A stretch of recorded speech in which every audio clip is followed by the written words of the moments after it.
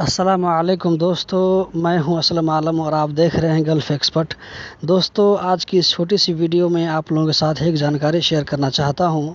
ہم میں سے بہت سارے بھائی جو خاص کر کے نیا پہلی مرتبہ قطر آتے ہیں، تو جب ان کو 1 مہینہ یا 2 مہینہ ہو جاتا ہے لیکن ان کا اقامہ کسی وجہ سے نہیں لگ پاتا ہے، تو وہ ڈرنے لگتے ہیں کہ ابھی تک میرا اقامہ نہیں لگا ہے، 1 مہینہ ہو گیا، 2 مہینہ ہو گیا، 3 مہینہ ہونے والا ہے، کیا کریں؟ پولیس پکڑے گی تو ہم کو گھر بھیج دے گی۔ دوستو، ایسی کوئی بات نہیں ہے۔ آدمی کے قطر آنے کے بعد قطر گورنمنٹ اس کو 3 مہینہ کی مہلت دیتی ہے، یعنی 90 ڈیز کی مہلت دیتی ہے کہ اس بیچ میں کمپنی والے اپنے ورکر کا اقامہ ترتیب کرے، اس بیچ میں کوئی مشکل نہیں ہوگا۔ اقامہ لگانے کی ذمہ داری یہ آپ کی نہیں ہے بلکہ کمپنی کے اوپر ہے۔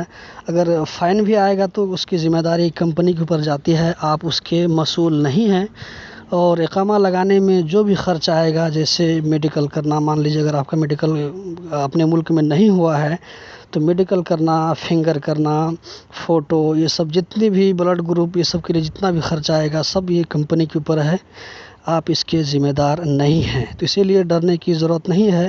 یہ کمپنی جب بھی اقامہ لگائے گی تو انہیں کو لگانا پڑے گا، یہ آپ کی ذمہ داری نہیں ہے۔ اسی لیے آنے کے بعد اگر آپ کام پر لگے ہوئے ہیں، اگر آپ کو سیلری مل رہی ہے تو آپ کو ڈرنے کی ضرورت نہیں ہے۔ آپ کام کرتے رہیے، اقامہ لگانا یہ کمپنی کی ذمہ داری ہے، آپ کی ذمہ داری نہیں ہے۔ دوستو، اسی طرح کی انفارمیٹیو ویڈیو دیکھتے رہنے کے لیے چینل کو سبسکرائب کریں۔ اگر جانکاری اچھی لگے تو ویڈیو کو ضرور لائک کر کے ہمارا حوصلہ بڑھائیں۔